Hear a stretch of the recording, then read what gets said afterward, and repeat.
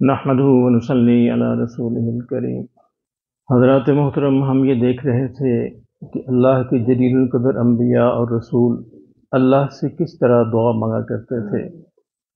ہم نے دیکھا کہ ایک طریقہ یہ ہے کہ تمہید پہلے باندھی جائے پھر دعا کی جائے، دوسرا طریقہ یہ ہے کہ اللہ کے حضور اپنا دکھڑا بیان کیا جائے، اپنے غم بیان کیے جائیں، اپنے مسائل بیان کیے جائیں۔ تیسرا طریقہ یہ ہے کہ اللہ کی رحمت اور کرم کو آواز دی جائے، بس کوئی بات نہ رکھی جائے، بس صرف اللہ کی کرم کو اور رحمت کو آواز دی جائے۔ آج ہم دیکھتے ہیں کہ ایک اور طریقہ انبیاء کا یہ ہے کہ وہ اپنی غلطی کا اعتراف کر کے بس اللہ کے حضور کھڑے ہو جاتے ہیں، آگے کچھ نہیں کہتے کہ یا اللہ ہم اپنی غلطی کا اعتراف کرتے ہیں۔ سیدنا یونس علیہ السلام جو ہے، جس قوم کی طرف مبعوث ہوئے، عراق کے اندر ایک علاقہ ہے نینوا کی بستی کی طرف اللہ نے ان کو بھیجا تھا۔ وہاں پہ بڑی دیر محنت کرتے رہے، ان کو دعوت دیتے رہے، لیکن بات نہ بنی، قوم نے تسلیم نہ کیا۔ آخر سیدنا یونس علیہ السلام نے کہا کہ اگر تم نے میری بات نہ مانی تو 3 دن کے بعد جو ہے وہ عذاب آ جائے گا۔ پھر بھی قوم پر کوئی اثر نہ ہوا تو یونس علیہ السلام بغیر اللہ کی اجازت کے انہوں نے اس شہر کو چھوڑ دیا۔ انبیاء علیہ السلام کوئی کام بھی اللہ کی اجازت کے بغیر نہیں کر سکتے، بس یہ ان سے غلطی ہوئی کہ شہر کو اللہ سے پوچھے بغیر چھوڑ دیا، قوم سے ناراض ہو کر، اور ارادہ کیا چلے میں کسی اور بستی کی طرف چلا جاتا ہوں۔ تو راستے میں ایک بڑا دریا تھا، وہاں پر پہنچے، کشتی میں بیٹھے، سفر شروع کیا، اور پیچھے قوم کا یہ حال ہوا کہ قوم نے دیکھا کہ جب یونس علیہ السلام تو چلے گئے، اب قوم کو فکر لاحق ہوئی کہ ایسا نہ ہو کہ عذاب آ جائے۔ عذاب کے آثار بھی ظاہر ہو گئے، بادل آنا شروع ہوئے، کالے بادل اور سرخ آندھی چلنی شروع ہوئی، اور قوم نے سمجھا کہ اب عذاب آ جائے گا۔ یہ واحد قوم ہے انبیاء کی کہ جنہوں نے استغفار کیا، توبہ کی، اور اللہ نے قبول کر لی، یعنی آیا ہوا عذاب جو ہے استغفار کی برکت سے ٹل گیا۔ اللہ اکبر! پوری قوم سجدے میں گر گئی اور پوری قوم نے استغفار شروع کیا، استغفار کرتے رہے، توبہ کرتے رہے، دعا مانگتے رہے، اللہ نے آئے ہوئے عذاب کو واپس کر لیا۔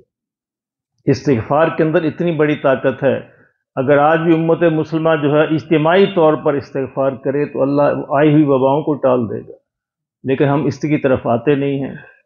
بہرحال یونس علیہ السلام اس سمندر پر یا دریا پر پہنچے، کشتی کے اندر بیٹھے تو کشتی دریا میں چلنا شروع ہوئی، دریا کے اندر طغیانی آئی، مسئلہ پیدا ہوا اور کشتی کا خطرہ پیدا ہوا کہ ڈوب جائے گی۔ تو کشتی میں مشورہ ہوا کہ کشتی میں وزن زیادہ ہو گیا ہے، تو ایسا کرتے ہیں کہ ایک آدمی جو ہے وہ کشتی میں سے پھینک دیتے ہیں، ایک آدمی قربانی دے، اس کے بغیر کشتی چل نہیں سکتی۔ اب کون قربانی دے؟ قرآن اندازی کی تو یونس علیہ السلام کا نام نکلا۔ اب وہ بڑے پریشان کہ یہ بڑا نیک آدمی ہے، پھر قرآن اندازی کی، پھر یونس کا نام نکلا، پھر قرآن اندازی کی، پھر یونس کا نام نکلا۔ تو یونس علیہ السلام نے کہا کہ بھئی میں اپنے مولا سے بھاگا ہوا ہوں، مجھے ہی پھینکو، میری سزا یہی ہے۔ انہوں نے اٹھا کر سمندر میں پھینک دیا، اور اللہ رب العزت کی اپنی قدرت کہ مچھلی کو حکم دیا اور مچھلی براہ راست اپنے پیٹ میں لے گئی۔ اب ایک طرف رات کا اندھیرا، کہتے کہ یونس علیہ السلام 3 اندھیروں میں تھے، رات کا اندھیرا، سمندر کا اندھیرا اور مچھلی کے پیٹ کا اندھیرا۔ جب اس کے اندر پہنچے مچھلی کے پیٹ میں تو فوراً سمجھ آئی کہ اوہو میں اپنے رب سے بھاگا ہوا ہوں، مجھے غلطی ہوئی، مجھ سے غلطی ہوئی، مجھے رب سے پوچھنا چاہیے تھا۔ تو فوراً کہا لا الہ الا انت سبحانک انی کنت من الظالمین، کہ میرے مولا تیرے سوا کوئی معبود نہیں ہے، لا الہ الا انت سبحانک، تو پاک ہے، کس چیز سے پاک ہے؟ ہر خامی سے، ہر نقص سے، ہر عیب سے، ہر کمی سے، ہر شریک سے پاک ہے۔ ہم کہتے ہیں نا سبحان اللہ، بہت بڑا کلمہ ہے، اللہ اکبر، اس کو سوچ کے غور کر کے پڑھا کریں۔ سبحان اللہ کیا مطلب ہے؟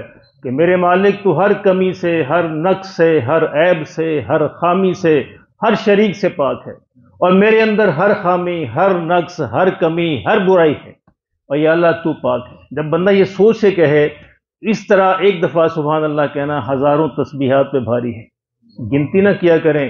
کوالٹی بنایا کریں، کوالٹی، کوانٹٹی اللہ کو مطلوب نہیں ہے، کوالٹی چاہیے، چاہے ایک ہی دفعہ ہو۔